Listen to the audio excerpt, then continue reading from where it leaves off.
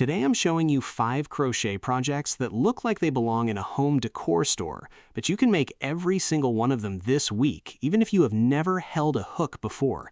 Stay until the end because the last one is the one people message me about the most, and it might be the easiest thing on this entire list.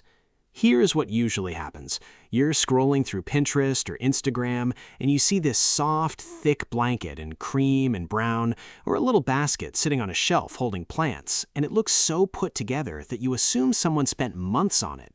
So you look up how to make one, and the pattern is full of letters and numbers that mean nothing to you. Things like SC2TG, or CH3, or DC in the next stitch, and it feels like reading a different language.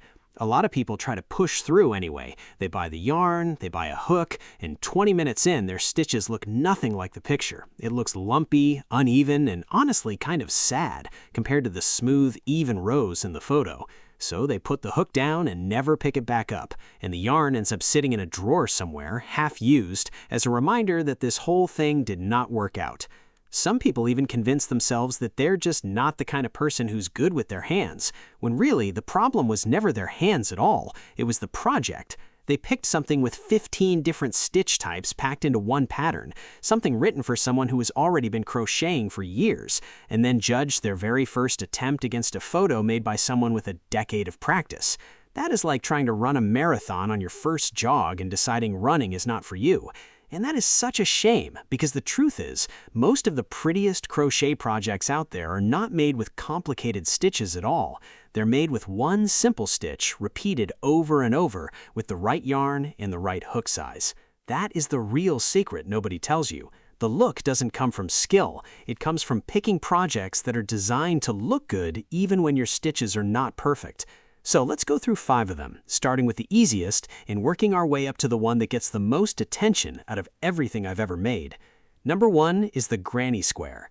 If you've been anywhere near crochet content online, you've seen these little squares before, usually stitched together into a blanket, a bag, or even a vest. The reason this project works so well for beginners is that each square is small. You're not staring down a giant blanket that takes 3 months to finish. You're making one small piece at a time, and each one only takes about 10 to 15 minutes once you get the rhythm down.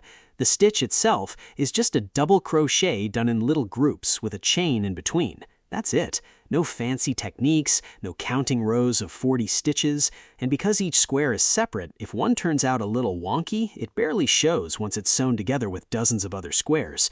The colors do all the work here. Pick 3 or 4 shades that go together, maybe a warm cream, a soft rust, and a deep green, and even a first attempt looks intentional and cozy rather than messy. Number 2 is the chunky throw blanket.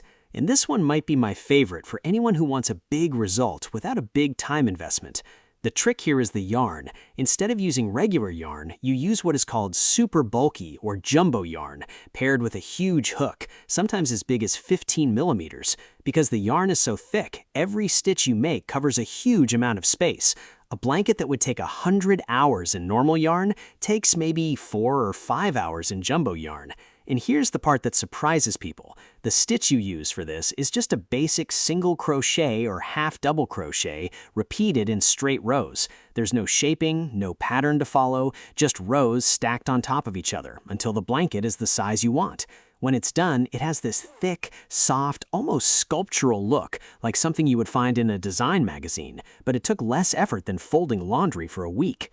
Number 3 is the market bag, and this one has become incredibly popular the last couple of years, especially with people who care about using less plastic.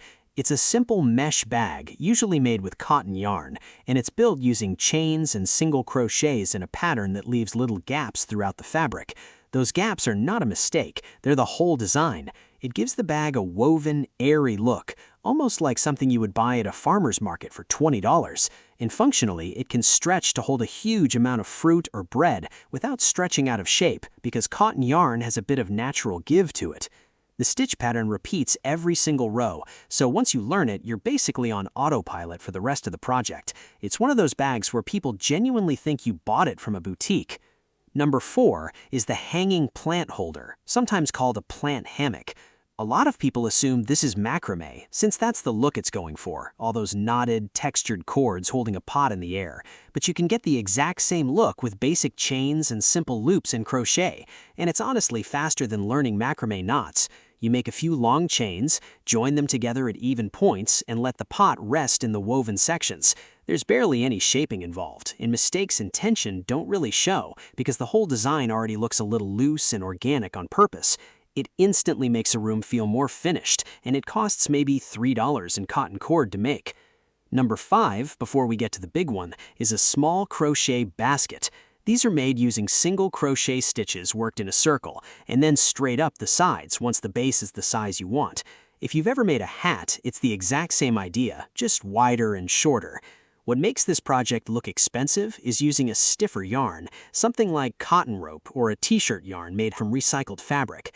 That stiffness holds the basket's shape without needing any wire or stiffener added later. You end up with a sturdy little container perfect for holding remotes, hair ties, or plants, and it looks like something from a home goods store, when really it's one stitch worked in a spiral over and over again. Now, here's the one people always ask about, and it's honestly the easiest project on this entire list. It's a giant, oversized blanket with what's sometimes called finger chunky or roving yarn, the kind that looks almost like a soft rope instead of regular yarn. You pair it with a hook the size of your wrist, sometimes made of wood instead of plastic, because regular hooks aren't built for yarn this thick. And the stitch is just a single crochet done in rows from one end to the other. There's no counting complicated patterns, there's no shaping, there's nothing to memorize. You make a chain the width you want, and then you go back and forth until the blanket is as long as you want. The entire thing might take 3 to 6 hours, depending on the size. And when they're done, you have this giant, cloud-like blanket with stitches as big as your fist, the kind you see going for $200, sometimes $300 online. People who see it in person almost never believe it was made with one basic stitch. They assume there's some secret advanced technique, and the honest answer is no, the yarn and the hook are doing almost all the work. Your hands are just repeating the same simple motion until it grows into something huge and soft and finished. That's the moment a lot of people fall in love with crochet, not when they learn some complicated stitch, but when they realize the biggest, most impressive-looking project they've ever made was also the easiest one they've ever done. So to recap, you have the granny square for small, colorful projects that hide imperfections, the chunky throw blanket for a big, cozy result in just a few hours, the market bag for something useful you'll actually use every week, the hanging plant holder for instant home decor with barely any effort, the small crochet basket for storage that looks store-bought, and the giant chunky canvas blanket, the one project that proves you don't need years of practice to make something people assume cost hundreds of dollars. Every single one of these uses a basic stitch you can learn in the next 10 minutes, repeated in a way that makes the final result look far more advanced than it actually is. None of them need you to already own a closet full of yarn either. Most of these can be made for under $15 in materials, and a lot of them use up yarn scraps you probably already have sitting around the house. So the next time you see a soft, thick blanket or a woven little basket online and think no way you could make that, remember that the person